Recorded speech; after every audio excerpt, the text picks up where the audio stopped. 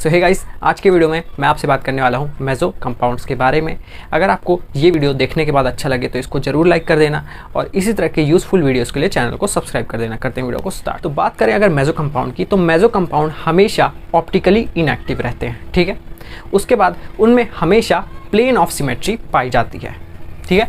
तो यहाँ पे मैंने यही लिखा है, meso compounds are generally optically inactive और have element of symmetry. Element of symmetry मतलब प्लेन ऑफ सिमेट्री, ठीक है। एलिमेंट ऑफ सिमेट्री का ही एक पार्ट है प्लेन ऑफ सिमेट्री। तो पहले बात कर लेते हैं, ये पहले कायरल होना चाहिए था। कैसे? ये जो कार्बन है इसमें आप देख सकते हो चारों ग्रुप हैं, इसमें जो अटैच हैं वो सारे अलग हैं। तो ये वाला कार्बन हो गया कायरल कार्बन, ठीक है। मतलब ये वाला कार्बन ऑप्टिकली एक्टिव होना चाहिए था। सिमिलरली ये वाला कार्बन में भी चारों ग्रुप अलग अलग हैं, तो ये वाला कार्बन भी ऑप्टिकली एक्टिव होना चाहिए था, क्योंकि ये कायरल कार्बन है। कायरल कार्बन मतलब कि ऐसा कार्बन जिसमें चारों ग्रुप अलग अलग हों, ठीक है। इसका अगर मिरर इमेज ही बनाएंगे तो वो आपस में सुपर इम्पोज नहीं करेगा। मतलब कि अगर ये ऐसे होगा, ठीक है, अगर इसका मिरर इमेज भी मैं बनाता हूँ और ये वाले पार्ट को इसके ऊपर रखता हूँ तो ये सुपर इम्पोज नहीं होगा, ठीक है। मतलब सुपर इम्पोज नहीं हो रहा है, मतलब कि ऑप्टिकली एक्टिव होना चाहिए।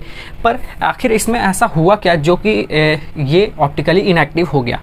तो यहाँ पे बात आती है एलिमेंट ऑफ सिमेट्री की। इसमें एक प्लेन ऐसा है जो कि ये पूरे मॉलिक्यूल को दो इक्वल पार्ट में काट देता है और दोनों पार्ट आपस में एक दूसरे के मिरर इमेज होते हैं, जिससे ये एलिमेंट दो भाग में इक्वली डिवाइड हो जाता है। और मैंने बताया था अपने एलिमेंट ऑफ सिमेट्री वाले वीडियो में, अगर किसी भी कंपाउंड में अगर कोई भी एलिमेंट ऑफ सिमेट्री प्रेजेंट रहती है तो वो कंपाउंड हो जाता है हमारा ऑप्टिकली इनएक्टिव कंपाउंड। तो ये पता चल चुका कि अब ये ऑप्टिकली इनएक्टिव हो गए हैं। तो इनके ऑप्टिकली इनएक्टिव होने का मेन कारण क्या है? वो मेन कारण है हमारा इंटरनल कंपनसेशन। इंटरनल कंपनसेशन मतलब अगर मान लो ये ऊपर वाला पार्ट ऐसे रोटेट हो रहा है, ठीक है, तो नीचे वाला पार्ट इसके जस्ट अपोजिट रोटेट होगा। मतलब कि ये दोनों स्पिन आपस में एक दूसरे को कैंसिल कर देंगे, जिसकी वजह से ये हमारा कंपाउंड हो जाएगा ऑप्टिकली इनएक्टिव। यहाँ पर भी इंटरनल कंपनसेशन लग रहा है। मतलब कि हाई मोलर मास से या फिर मॉलिक्यूलर मास से लोअर मॉलिक्यूलर मास में जाने को ही हम बोलते हैं रोटेशन, ठीक है।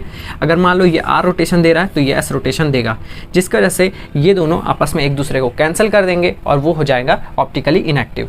अभी आपको आर और एस समझ में नहीं आ रहा होगा, क्योंकि वो आगे आने वाला टॉपिक है, ठीक है। तो अभी के लिए आप ये बस समझ लो कि मॉलिक्यूल में प्लेन ऑफ सिमेट्री प्रेजेंट रहती है, जो कि मॉलिक्यूल को दो इक्वल और अपोजिट पार्ट्स में डिवाइड कर देती है, ठीक है। और आपस में एक दूसरे के मिरर इमेज रहते हैं इनमें से।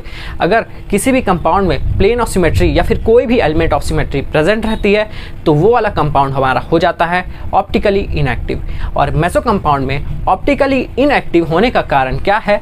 वो है इंटरनल कंपनसेशन। इंटरनल कंपनसेशन मतलब कि अगर एक वाला पार्ट, अब ऊपर वाला पार्ट अगर रोटेट कर रहा है तो नीचे वाला पार्ट भी उसी तरह रोटेट करेगा, बट इन अपोजिट डायरेक्शन, ठीक है। सो गाइस, ये था एक छोटा सा वीडियो मेसो कंपाउंड्स के ऊपर। अगर आपको ये वीडियो अच्छा लगा तो इसको लाइक कर देना, चैनल को सब्सक्राइब कर देना। मिलते हैं नेक्स्ट वीडियो में, तब तक के लिए बाय बाय।